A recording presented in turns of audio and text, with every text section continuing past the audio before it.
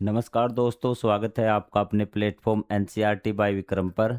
आज हम करेंगे एक्सरसाइज नंबर 2.3 का बेसिक व उसके एग्जाम्पल्स। क्योंकि बेसिक और एग्जाम्पल जब आप कर लेते हैं तो एक्सरसाइज करना आपके लिए बिल्कुल आसान हो जाता है। यदि आपको कंप्लीट मैथ करना है तो चैनल के प्लेलिस्ट वाले सेक्शन में जाइए, वहां आपको 9th क्लास के मैथ की प्लेलिस्ट मिल जाएगी। वहां से हमने पिछली जितनी भी एक्सरसाइज उनका बेसिक किया है वो सारे वीडियोज आपको एक स्थान पर मिल जाएँगे। वहाँ से आप डेली वेज एक वीडियो करें, एक क्लास करें और कंप्लीट आप मैथ अपना इस प्रकार कर सकते हैं।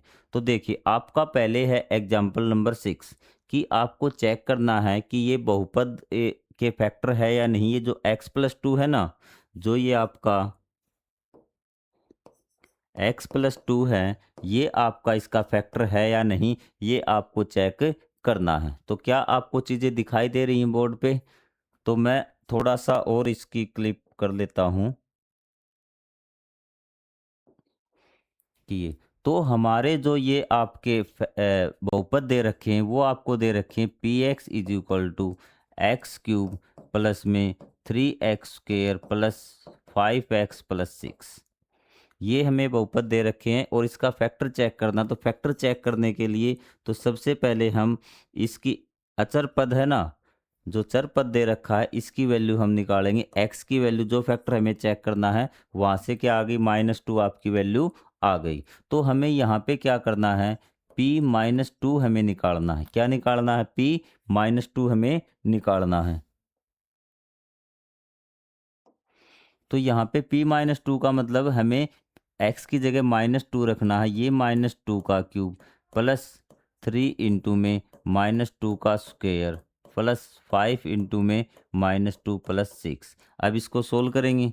p-2 -2 का क्यूब, बच्चे इसमें परेशान हो जाते हैं कि -2 का क्यूब, कई बार तो वे 8 लिख देते हैं। -2 इंटू -2 इंटू -2, तो ये दोनों क्या हो जाएंगे, 4 गुणा में -2 तो -8। उन्हें पता नहीं चलता कि -8 कैसे आ गया। 9th क्लास में हो गए। ये चीज़ें आप ध्यान रखा करो, क्योंकि ये टीचर मेंशन भी नहीं करता कि आपको नहीं आती होंगी, लेकिन मुझे पता है कि कई बच्चों को ये चीज़ें नहीं आती।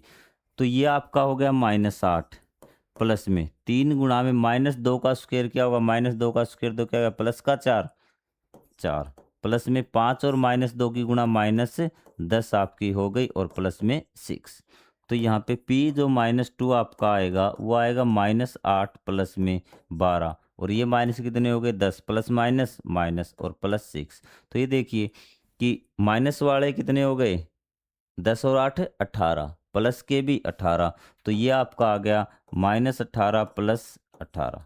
तो ये इससे कैंसिल कितना आ गया, 0। तो इसका मतलब ये इसका फैक्टर है, इसका फैक्टर तो है। अब हमें चेक करना है 2x प्लस 4 का फैक्टर है या नहीं। यहाँ से आप स्क्रीनशॉट ले सकते हैं एक बार। तो हम चेक करते हैं कि ये इसका फैक्टर है या नहीं, दूसरा जो बहुपद दिया है उसका फैक्टर है या नहीं। तो यहाँ से देखिए कि हमारा यही फैक्टर था। हमें वैल्यू तो वही है x की, कितनी, -2। हमें p-2 चेक करना है। किस में चेक करना है, हमारा ये जो फैक्टर है ना x+2, इसमें। तो मतलब p-2 क्या आ जाएगा आपका, -2 प्लस में 2। तो ये इससे कैंसिल क्या हो गया, 0। तो मतलब इसका भी ये फैक्टर है। यदि 0 नहीं होता तो ये इसका फैक्टर नहीं होता। तो क्या आपको ये क्वेश्चन समझ में आ चुका है? यदि हमें फैक्टर चेक करना है किसी बहुपद का तो हम इस तरीके से चेक कर सकते हैं। जो फैक्टर चेक करना उसमें से आपको अचर पद की वैल्यू निकालनी है। जैसे हमें फैक्टर क्या करता था, x+2 चेक करना था, -2। मान लीजिए कि आपसे कहता y+3 है या नहीं, तो हम y=-3 चेक करते, यदि y की फॉर्म में अगर हमारा बहुपद होता तो। अगले क्वेश्चन की ओर बढ़ें। अब मध्य पद को विभक्त करके और गुणनखंड प्रमेय का प्रयोग करके 6x² प्लस 17x प्लस 5 का गुणनखंड आपको ज्ञात करना है। क्लियर हुई बात? तो एक आपके पास दो चीजें हैं, एक मध्य पद को विभक्त करके और एक आपको जो आपका ये है ना गुणनखंड प्रमेय द्वारा, इसका प्रयोग करके आपको क्या करना है, गुणनखंड ज्ञात करने हैं। तो आपको ये क्वेश्चन आपको दिख गया होगा। अब मैं बोर्ड का पूरा यूज कर सकता हूँ। तो सबसे पहले देखिए कि आपका जो ये था, ये था 6x² प्लस 17x प्लस 5। तो पहला हम काम करेंगे कि मध्य पद को विभक्त करके, मध्य पद मतलब बीच वाला पद जो x होता है ना, तो वो आपका मध्य पद होता है। तो इसको करने के लिए आपको दो संख्याएं सोचनी होती हैं कि जिनका हमें जोड़ और गुणा का ध्यान रखना है कि उन दो संख्याओं का जोड़ क्या होगा और वो गुणा क्या होगी। तो सबसे पहले हम जोड़ कैसे निकालते हैं कि जोड़ वाली संख्या क्या होगी। जोड़ क्या होना चाहिए उस संख्या का, दो दो संख्याएं आप सोचेंगे, उन संख्याओं का जोड़, जो जोड़ होना चाहिए आपका वो x का गुणांक होना चाहिए। क्या होना चाहिए? x का गुणांक आपका होना चाहिए। तो यहाँ देखिए x का गुणांक क्या है? 17। जो संख्याएं देखेंगे वो आपका जोड़ कितना होना चाहिए? 17। बिल्कुल बेसिक से कि x का गुणांक। फिर हमें गुणा भी सोचनी है कि गुणा क्या हो उस संख्या, दोनों संख्याओं की। उन दोनों संख्याओं की जो गुणा होनी चाहिए वो आपका अचर पद। क्या होनी चाहिए? अचर पद गुणा में x² का गुणांक भी। तो यहाँ पे देखिए आपकी उन दोनों की गुणा क्या होनी चाहिए? अचर पद आपका कांस्टेंट टर्म जिसको बोलते हैं ये 5 गुणा में x² का गुणांक 6, तो क्या हो गया आपका 30। अब आपको वो संख्याएं सोचनी है जिनका जोड़ तो कितना हो? 17 हो और गुणा 30 हो। तो आप इस प्रकार जब मध्य पद को विभक्त करते हैं तो ऐसे जोड़ और गुणा निकाल लेंगे दो संख्याओं का कि जोड़ क्या होना चाहिए और गुणा क्या होनी चाहिए। जोड़ प्लस गुणा प्लस की 30 और जोड़ उनका 17 होना चाहिए। तो ऐसी दो संख्याएं आप सोचेंगे भी। तो ऐसी दो संख्याएं सोचने के लिए आपको 15 दूनी 30, या आप देखते हैं कि क्या किन किन की गुणा 30 होती है। 6 पंजे 30, लेकिन 6 और 5 तो 11 हो गए। 15 दूनी 30, हाँ 15 और 2 दूनी 30, 15 और 2 17, मतलब दो संख्याएं हमारी आ चुकी है 15 और 2। हम यहाँ इसको तोड़ सकते हैं 15x और प्लस 2x, क्योंकि दोनों प्लस के थे तो हमने दोनों प्लस लिख दिए। अब एक कन्फ्यूजन और बच्चों में रहता है कि 15 को पहले लिखें या 2 को पहले लिखें।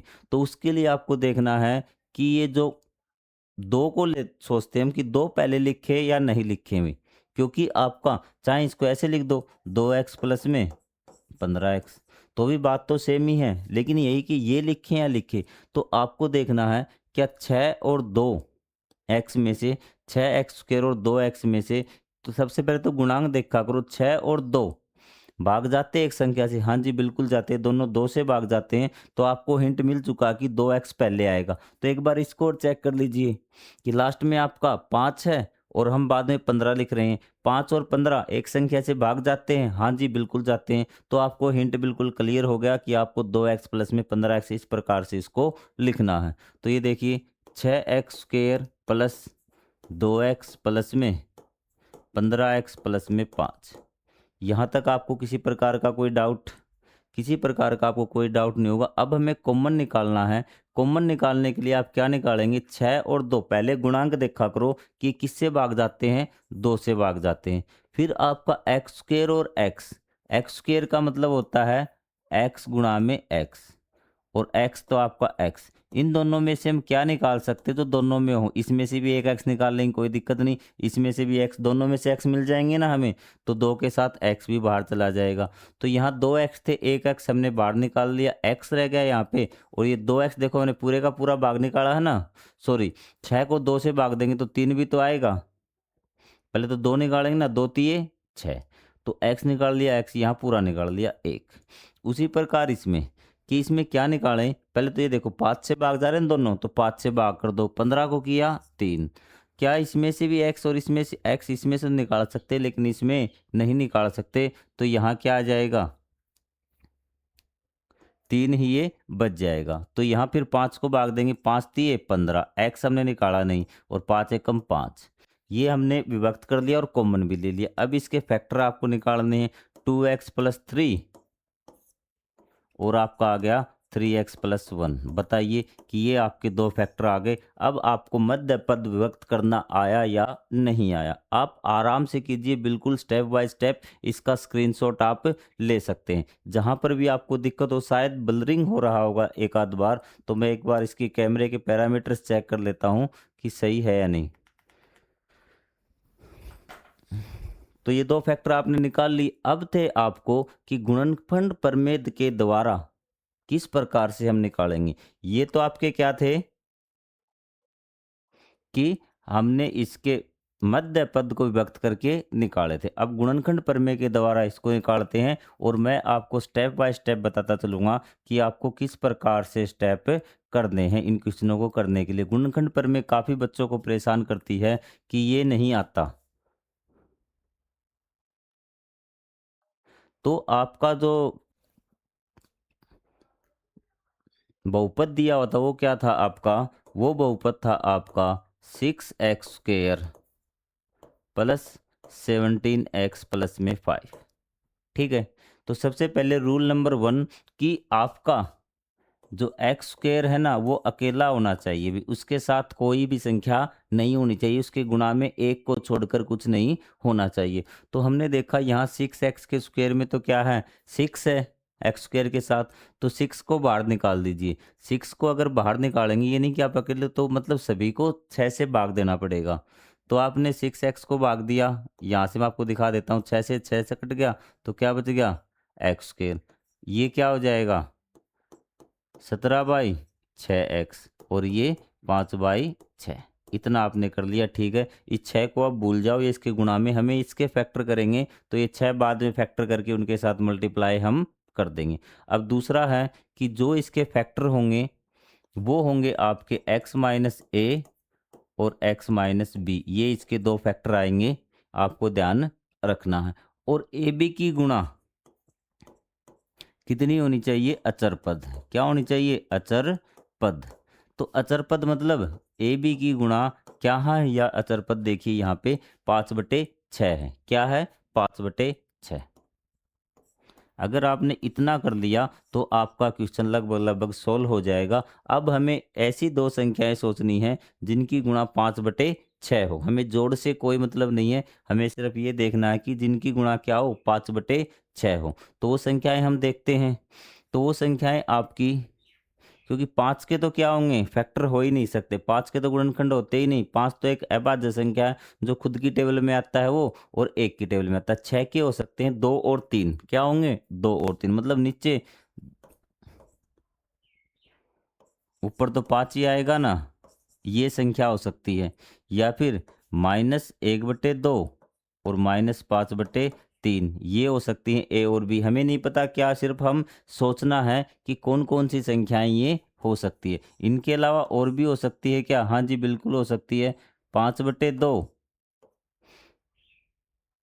और 1/3 ये भी हो सकती है।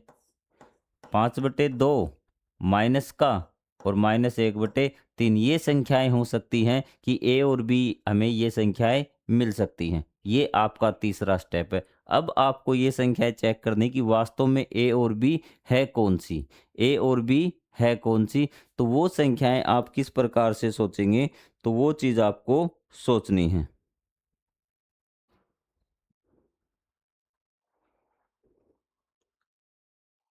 ठीक है, तो आपको यहाँ क्या करना है कि इन संख्याओं में से बारी बारी, देखिए प्लस वाले तो आएंगे नहीं, यहाँ p -1/3 हम चेक करते हैं। तो आपके मन में क्वेश्चन होगा सर आपने -1/3 क्यों ले लिया स्टार्टिंग में, 1/2 क्यों नहीं लिया, -5/3 क्यों नहीं लिया, 5/2 और ये क्यों नहीं लिया प्लस वाले। देखिए तो यहाँ पे जो हमारा ये है ना x² प्लस में 17/6x प्लस 5/x, ये सारे प्लस में हैं। हमें देखना है कि जीरो की वैल्यू किन पे आएगी। अगर यहाँ कुछ भी रख लीजिए आप प्लस का, तो प्लस की तो कोई भी वैल्यू रख लीजिए, यहाँ प्लस की अगर वैल्यू आपने रखी तो उत्तर प्लस में ही आएगा। तो हमें तो जीरो चाहिए। तो जीरो उत्तर कब आएगा कि यहाँ जब आप माइनस के रखें, क्योंकि यहाँ निशान सारे क्या हैं प्लस के हैं।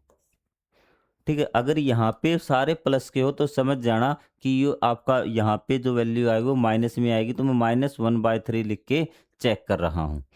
तो आप देखिए कि p -1/3 जब मैंने लिखा तो यहाँ पे एक का स्क्वायर -1/3 का स्क्वायर प्लस में 17/6 इंटू में -1/3 और प्लस में 5/6, तो इसकी जो मल्टीप्लाई हुई वो हुई 1/9 प्लस में, क्योंकि -1/3 गुणा में -1/3 प्लस का 1/9 हो जाएगा। ये हो जाएगा माइनस का ही हो जाएगा ना, क्योंकि ये माइनस आपका आएगा 17/18। ठीक है, प्लस में 5/6 कि 17 एकम 17, 6 तिये 18, प्लस और माइनस की गुणा क्या होगी माइनस। अब इसको और सोल्व करते 1/9 माइनस 17/18 प्लस में 5/6।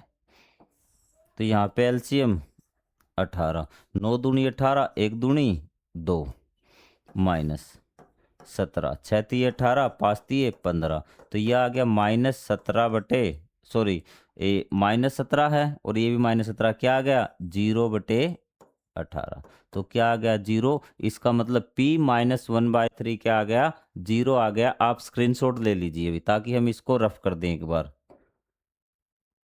तो इसकी वैल्यू आ गई आपकी 0। यहाँ तक क्लियर हुआ आपको कि यहाँ तक हमने मतलब कि हमारी एक वैल्यू आ चुकी है कि ये क्या आ गया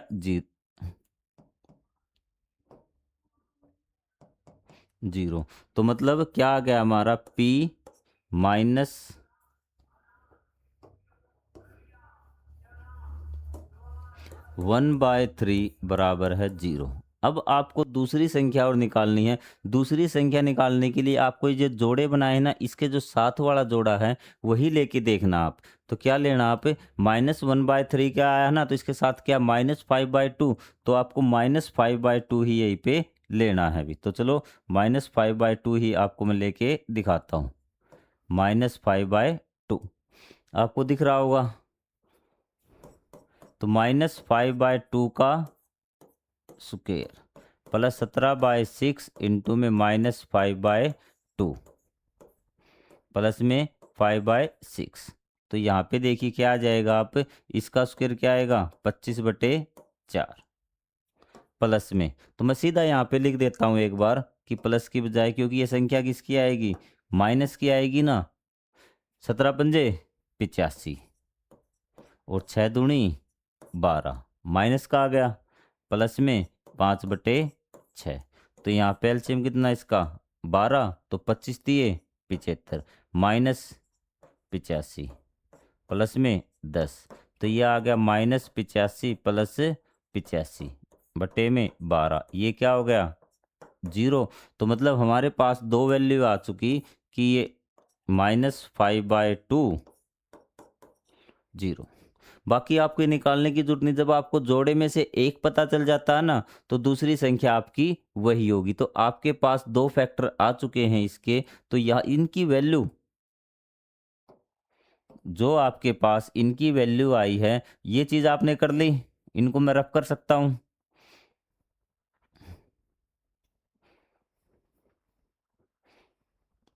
यहां तक आपने जोड़े भी निकाल ली, तो इसमें आपको कोई दिक्कत नहीं होनी चाहिए।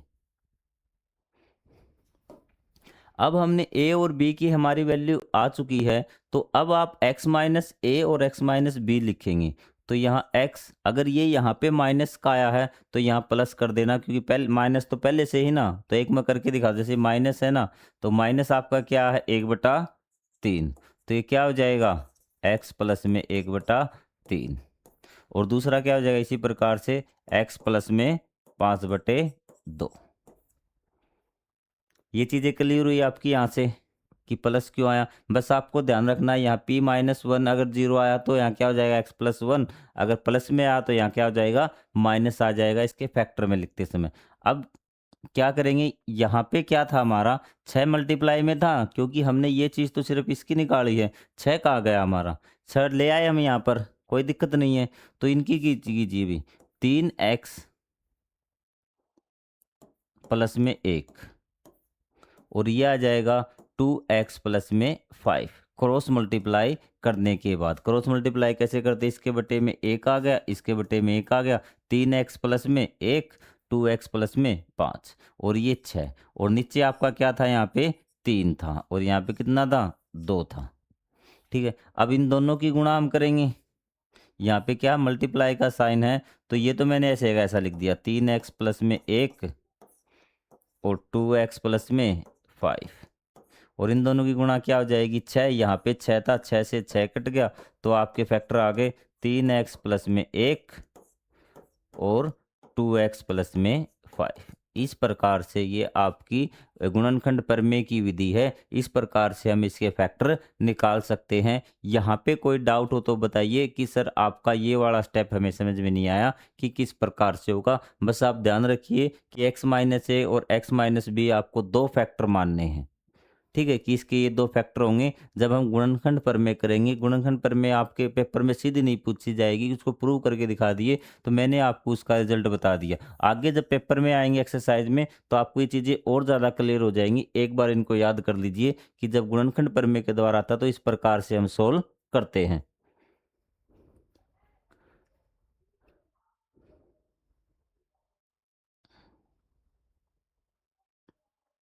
गुणनखंड प्रमेय की सहायता से सेम वही क्वेश्चन आ गया कि गुणनखंड प्रमेय की सहायता से आपको सोल्व करना। तो आपको बिल्कुल भी टेंशन नहीं, y की फॉर्म में है तो आप क्या मान लेंगे इसके गुणनखंड, y माइनस ए और y माइनस बी, इसके दो गुणनखंड हैं। और ए बी बराबर क्या होगा आपका अचर पद 6।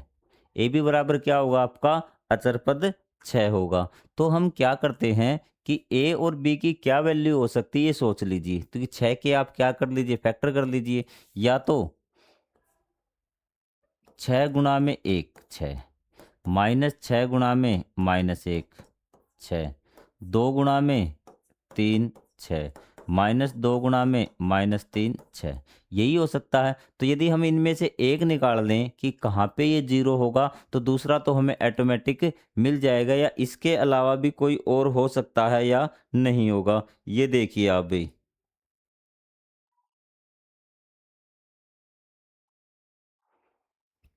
ठीक है, तो यहाँ से आप देख लीजिए क्योंकि ये आपका क्या है, आपका पी वाई है। क्या है ये, पी वाई। आपको समझ में आ गया चीज़। तो आपका ये था वाई स्क्वेयर प्लस में, सॉरी माइनस है यहाँ पे। अब आपको चीज़ें क्लियर हो जाएंगी क्योंकि पिछला मैंने आपको बेसिक से समझा दिया। 5y प्लस में 6 चीज़ होगी। अब हमें क्या चेक करना, P2 चेक कर लीजिए। पी वाई है ना, सॉरी, तो यहाँ P2 चेक करिए क्या आता है कि एक निकाल लीजिए। एक पता लग गया तो दूसरे को आपको ऑटोमेटिक पता लग जाएगा। तो P2 आपने चेक किया तो यहाँ 2 का स्क्वायर प्लस में 5 गुणा में 2, सॉरी यहाँ पे माइनस साइन है, निशानों में बड़ी गलती होगी, और प्लस में 6। तो ये कितना हो गया, 2 दूनी 4, माइनस का 10 और प्लस का 6। चीज़ें दिख रही होंगी आपको बोर्ड पे। तो यहाँ पे क्या हो गया, ये -10 और प्लस का 10। तो यहाँ देखिए क्या हो गया, ये 0 आपका हो गया। इसका मतलब एक आपका क्या आ गया, 2 आ गया। P2 कितना, 0। तो P2 0 है तो मेरे हिसाब से P3 भी आपका क्या होगा, 0 होगा। क्योंकि 2 के साथ 3 के साथ गुणा करते तभी तो हमारा 6 आता है, अदर तो हमारे पास कोई ऑप्शन ही नहीं। तो P3 भी क्या आएगा आपका, 0 आएगा। P3 भी क्या आएगा, 0। बाकी आपको मैं चेक करवा देता हूँ कि P3 0 आएगा या नहीं आएगा। तो हमें पता चल चुका है कि P2 क्या हमारा 0 है। तो ये मैं यहाँ लिख देता हूँ एक बार, जो P2 बराबर आपका क्या आ गया, 0 आ गया। अब हमें चेक करना P3। तो 3 का स्क्वायर 9 माइनस 15 और प्लस का 5, सीधा सोल्व किया है मैंने। तो यहाँ P3 जो आया वो आया -15 प्लस 15, सॉरी ये 6 है, यहाँ पे क्या है, 6 है। 9 और 6 15, 15 15 0। तो आपके पास क्या वास की, P2 बराबर 0 और P3 बराबर 0। दोनों संख्याएं आपके पास आ चुकी है। तो मतलब आपका A की वैल्यू कितनी, 2, और B की वैल्यू कितनी, 3। तो यहाँ पे आप यहाँ लिख देंगे कि आपका जो ये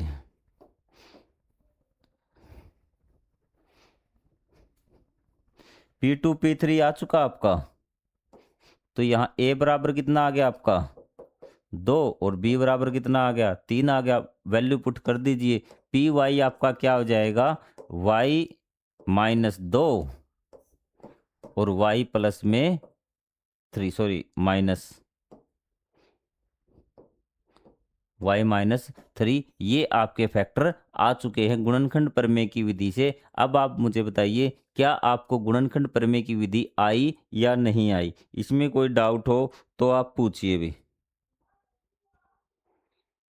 ठीक है, मध्य पद को भी बद करके हम कर सकते हैं, लेकिन हमसे साफ साफ कहा गया है कि गुणनखंड प्रमेय की विधि से आपको निकालना। थोड़ा सा टाइम लग रहा है बेसिक चीजें समझाने में, तो आप इसको मेंशन नहीं करें, आप पूरा तरीका एक बार निकाल के देख ले। जहां भी आपको डाउटफुल लगे वहां आप पूछ सकते हैं। उदाहरण नंबर 10, इसमें बच्चे और भी ज्यादा फंसते हैं और पेपर में जब थोड़ा सा लेवल हाई होता है तो इस प्रकार का क्वेश्चन आपको दे दिया जाता है। ठीक है, तो आपको उसी प्रकार से सोल्व करना है कि यहाँ से आप क्या करेंगे, आप जो अचर पद है ना इसके गुणनखंड करेंगे, इसके फैक्टर करने हैं आपको। क्या करने हैं? इसके फैक्टर करने हैं। तो इसके फैक्टर क्या क्या हो सकते हैं? 120 के भी, -120 के फैक्टर क्या हो सकते हैं? किस किस से भाग जाएगा? -1 और दोनों लिख देता हूं मैं साथ में, +1। ऐसी संख्या को हम +-1 लिखते हैं। क्या लिखते हैं? +-1। 2 से भी जा रहा है, +-2। 3 से भी जा रहा है ये, +-3। 4 से भी जा रहा है, +-4। 5 से भी जा रहा है, +-5। इस प्रकार से इसके फैक्टर हम लिख लेंगे। ठीक है, तो आपको चेक करना है कि इसकी वैल्यू 0 कहाँ पे आती है। P1 पे 0 आती है, या P-1 पे 0 आती है, या P जिससे जिससे फैक्टर है ना ये P2 पे 0 आ रही है, या P-2 पे 0 आ रही है। ये चीज़ आपको चेक करनी है। ये चीज़ क्लियर कर लेंगे तो उसके बाद आपको क्या करना, एक वैल्यू आते ही आपके पास एक फैक्टर आ जाएगा, क्योंकि आपको पता है कि इसका फैक्टर x-a होगा। a की वैल्यू क्या होगी? जहाँ पे ये 0 आएगा ना वो a की वैल्यू होगी। ये चीज़ आपको आ गई बात समझ में? तो हम चेक करते हैं कि इसकी वैल्यू 0 कहाँ आएगी। तो ये फैक्टर आप निकाल लेंगे 120 के अचर पद के। तो मैं आपको P1 पे चेक करें या P2 पे चेक करें, आप बताइए कमेंट करके भी, कहाँ इसको चेक करते हैं भी। तो P1 से ही शुरुआत कर देते हैं। P1 से शुरुआत करते हैं जब हम इसको, P1 से देखिए, x का क्यूब मतलब 1 का क्यूब -23 गुणा में 1 का स्क्वायर। ठीक है, प्लस में 142 गुणा में 1 -120। अब इसको सोल्व कीजिए भी। 1 -23 गुणा में 1 23 प्लस 142 -120। ठीक है, अब प्लस प्लस वाले जोड़ लीजिए और माइनस माइनस वाले जोड़ लिए, तो ये आ गया आपका 142 और 143 -120, और ये माइनस का 23 कितने हो जाएंगे? -143। 0। P1 की वैल्यू क्या आ चुकी है आपकी? 0 आ चुकी है। क्या आपको यहाँ तक समझ में आ गया है क्वेश्चन कि आप किस प्रकार इसका पहला फैक्टर निकालेंगे?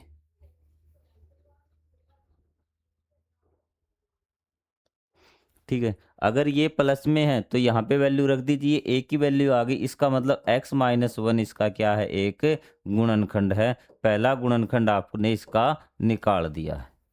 निकाल दिया। इस प्रकार से आपका जब क्यूब वाली फॉर्म यहाँ हो ना, तो आपको इस प्रकार से पहला गुणनखंड निकालना। आपको P1 P-1 P-2 +2 में आपको मिल जाएगा, चारों में से। इतना ज़्यादा लंबा आपको क्वेश्चन नहीं देगा, ज़्यादा से ज़्यादा 3 तक पहुँचाएगा। तो आपको इस प्रकार से टेंशन लेनी। अगर यहाँ पे ये बता दीजिए कि सारे प्लस में होते तो मुझे प्लस वाले चेक ही नहीं करने थे, फिर मुझे सिर्फ क्या करने थे? -1 -2। और करने कौन से चेक? जो अचर पद के गुणनखंड होंगे वो। अब इसके आगे का भी, आगे का आप क्या करेंगे? इसमें बच्चे फंस जाते हैं कि आगे किस प्रकार से करें। हमने P1 = 0 हमने निकाल दिया, इसमें आपको किसी प्रकार की कोई दिक्कत नहीं हुई भी। तो जब हमारा P1 क्या आ गया? 0 आ गया, इसका मतलब x-1 क्या है? इसका फैक्टर है। हमारे पास संख्या थी ये बहुपद था। अब हमें इसको क्या करना है? बच्चे इसको तोड़ने में काफ़ी ज़्यादा मुश्किल करते हैं, तो आपको कुछ नहीं करना, सिंपल स्टेप करना है कि इसको डिवाइड करना है। क्या करना है आपको? डिवाइड करना है। x³ -23x² 142x minus 120। उसमें आप गलती कर जाओगे बेटा कि आप सही से सोल्व नहीं कर पाओगे, तो वहाँ पे मिस्टेक काफ़ी बच्चे करते हैं। मैंने 1000 बार समझाया लेकिन बच्चे फिर भी उसमें गलती कहीं ना कहीं कर जाते हैं। ये सिंपल तरीका है इससे आगे सोल्व करने का। तो हमारा x-1 से इसको डिवाइड करेंगे। अब डिवाइड करने का आपको आता है या नहीं आता, वो आप, क्योंकि 8th क्लास में आपके डिवाइड आते हैं, आगे आएंगे वो आपको समझा दिए जाएंगे। तो सबसे पहले यहाँ x है, तो यहाँ कितने एक्स स्क्वायर की जरूरत है, मतलब कितने x की जरूरत है, क्योंकि आपको पता है x गुणा में x क्या होता है, एक्स स्क्वायर होता है। x गुणा में x क्या होता है, x की क्यूब। तो पहले यहाँ देखिए, यहाँ हमें पहला अक्षर मेंशन करना, बाकी अक्षर में कुछ मेंशन नहीं करते। मतलब यहाँ एक्स स्क्वायर से हम गुणा कर दें तो ये क्या हो जाएगा, एक्स क्यूब। फिर आपकी -1 की भी किससे गुणा करनी पड़ेगी, एक्स स्क्वायर से, ये हो जाएगा -x स्क्वायर। क्लियर हुआ। यहाँ से देखिए, अब यहाँ क्या करेंगे, हम घटा देंगे। क्या करें, जब दोनों निशान सेम हो ना, सिंपल बताता हूँ, तो क्या करेंगे हम, घटाने पर भी क्या करेंगे, घटाने पर, घटाने पर घटाई होती है। तो जो नीचे वाले हैं इनके निशान क्या हो जाएंगे, बदल जाएंगे। ये माइनस का हो जाएगा और ये माइनस माइनस किसका, प्लस का हो जाएगा, क्योंकि हम इसको घटा रहे हैं। तो ये x प्लस का और ये माइनस का कैंसिल। ये प्लस का एक्स स्क्वायर है, ये -23x स्क्वायर है। तो बताइए कितने बचे, तो -23x स्क्वायर है और ये प्लस का x स्क्वायर है। तो आपको पता है कि -22x स्क्वायर बच गए आपके पास।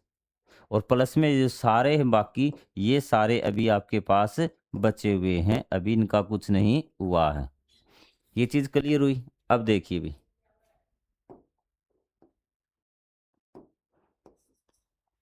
यहाँ x है और यहाँ पे x के गुणांक को भी आप साथ में लेके चलना है कि यहाँ पे x का गुणांक 1 है, यहाँ पे तो गुणांक 22 है। तो इसका मतलब आपको 22 से गुणा करनी पड़ेगी।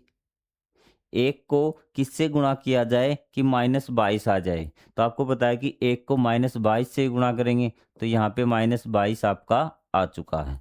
फिर आपका x को किससे गुणा करेगी, x के राशि के, तो हमें x से गुणा करनी पड़ेगी। अब आप समझ गए कि x को 22x से गुणा करेंगे तो क्या आएगा, माइनस का 22x स्क्वायर।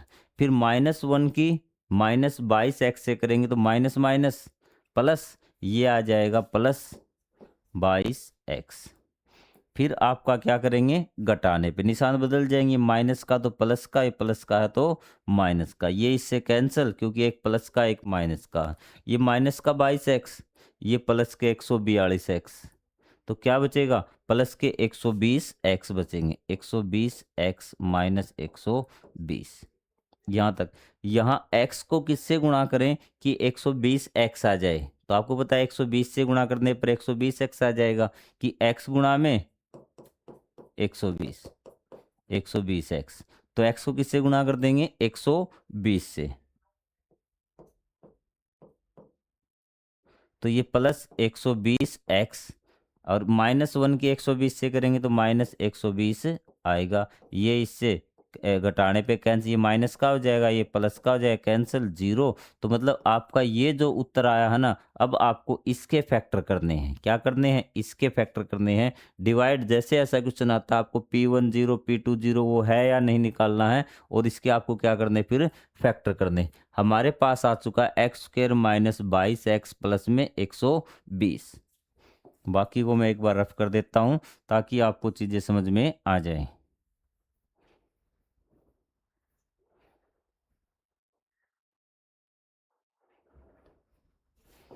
हमारे पास आ चुका एक्स स्क्वायर -22x प्लस में 120। इसके आपको फैक्टर करने हैं। ये चाहे आप गुणनखंड प्रमेय से कर लें, चाहे आप इसको मध्य पद को विभक्त कर लें। मध्य पद को विभक्त करके आपके लिए आसान होगा। हमें ऐसी दो संख्याएं सोचनी हैं जिनका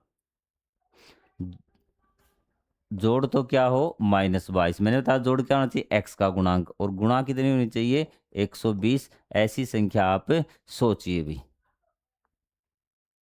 ठीक है, तो वो आपको पता है कि अगर -12 गुणा में -10 हम कर दें तो क्या आ जाएगा, 120, और इनका जोड़ कितना आ रहा है, -22। अब आप कर लीजिए भी।